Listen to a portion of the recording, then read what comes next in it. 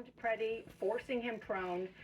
At what point, in your view, and just watching this video, does he still pose a threat to officers? And you see one of them remove his gun and walk away, but it seems that the more officers that are there, the more chaotic the scene actually becomes before they start shooting at him.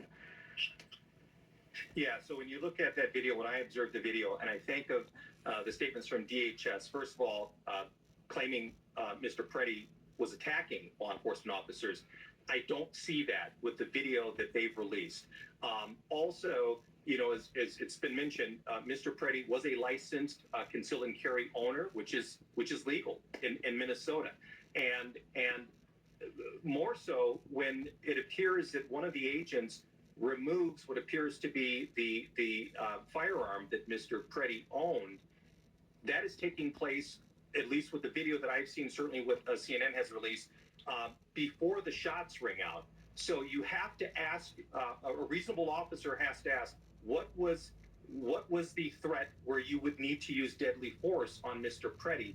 And that's where it's in conflict with what DHS statements are and what you visually see in that video.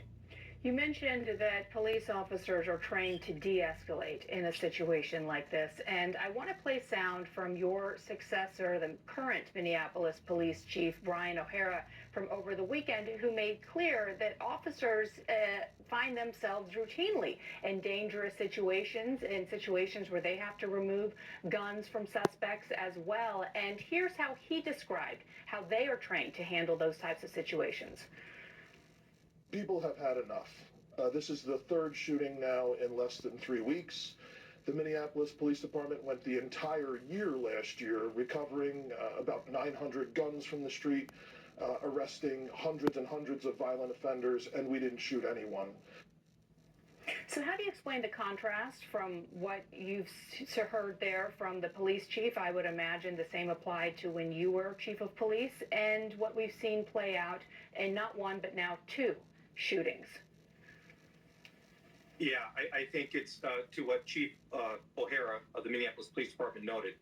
His officers, his men and women, they work that community day in and day out. They respond to a wide range of calls, from whether it's protesting to domestics to traffic stops. They're trained extensively in de-escalation. And so they're able to use that and use those tools and that training to effectively build trust with their communities. I'm not sure, quite honestly, the type of training that those federal agents have.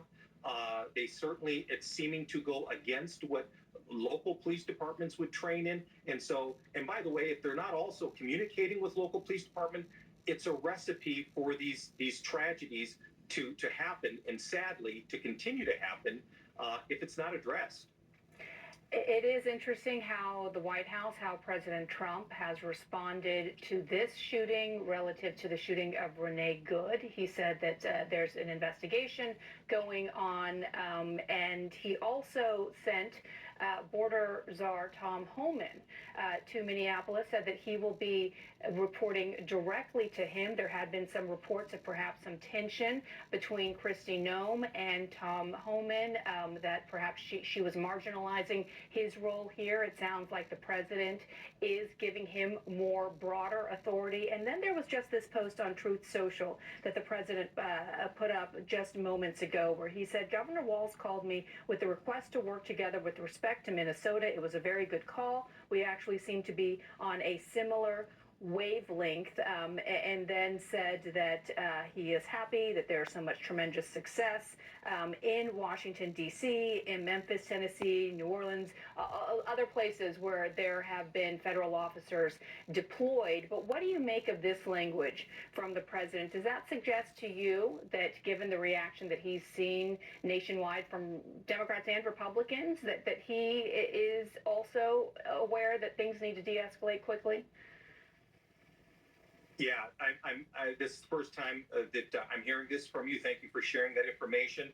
I think that certainly the folks in the state of Minnesota have been looking to try to de-escalate this situation, to not have federal agents, ICE, doing this Operation Metro Surge. It sounds to me from the president's statement and having that communication with Governor Walz, Minnesota, that they're trying to seek some common ground. I think that it's clear the optics and the messaging that's coming out of Minneapolis and certainly Minnesota with the federal agents, the recent deaths of Ms. Good and Mr. Preddy, it's bad.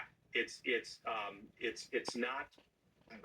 not going well in terms of the court of public opinion. And so if there's an opportunity here with the statement that you just read from the president and the governor to come to some sort of off-ramp or to some sort of mutual agreement that lessens the risk of these tragedies from happening, then I think that's important as a way to move forward.